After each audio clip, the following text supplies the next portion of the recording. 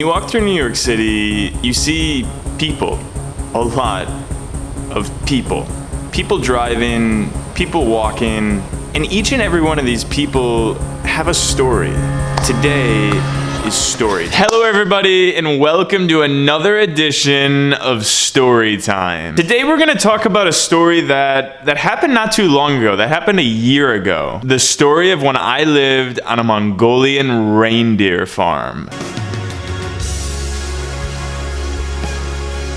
So I found myself in Mongolia, and I was in the capital of Ulaanbaatar. I had just gotten back from the Gobi Desert, and to be honest, I didn't really know my next move. You see, Mongolia is one of the biggest countries in the world, but there's only 3 million people that live there. Now, in the big city of Ulaanbaatar, 1.5 million people actually live there, and the other 1.5 million are just kind of like spread across the country. So it goes without saying that the travel industry in Mongolia, it's very underdeveloped. So really the only thing that you can do is to ask other travelers. So I was staying in this hostel, and the people staying in the bunk bed next to me, I heard them talking, and they were talking about their experience living on a reindeer farm. Now for me, when I hear somebody talking about living on a reindeer farm, I'm instantly interested. So I got into the conversation and I was like, okay,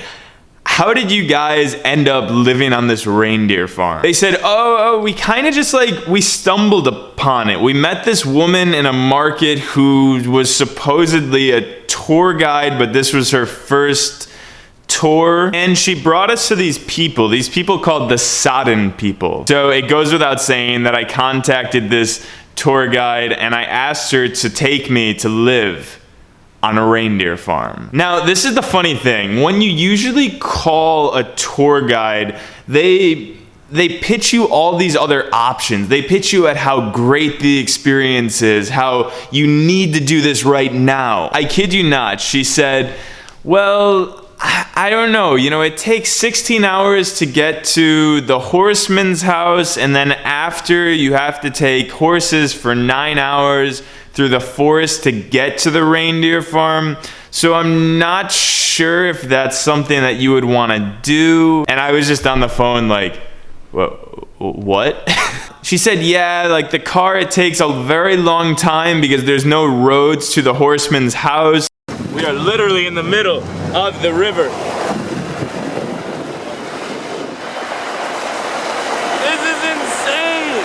And after, there's no roads or any other way to get to the Reindeer Village because it's in the mountains and through the forest. And I was just like, okay, yes, I want to do this right now. Currently on Mars right now, check it out.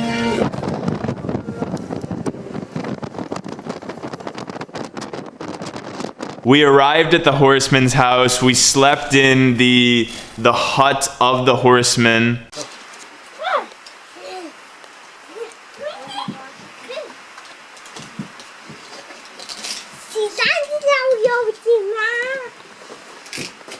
We embarked on this 9-hour, beautiful, amazing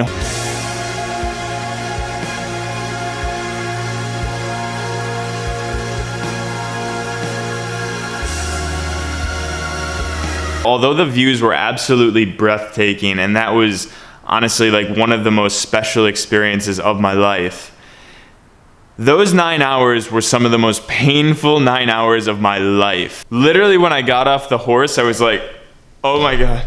After 9 hours of going through the forest on this horse, we finally arrived to the reindeer farm. And we arrived, and the people of this reindeer farm village, they embraced us. We spent the next hour eating dinner with the locals and also playing with balloons with the local children.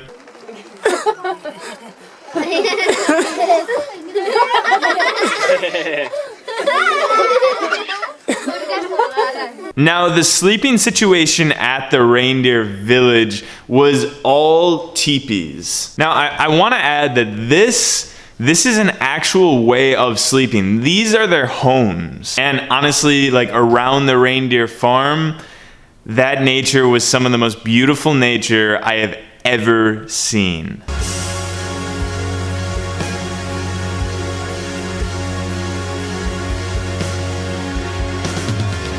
check this out.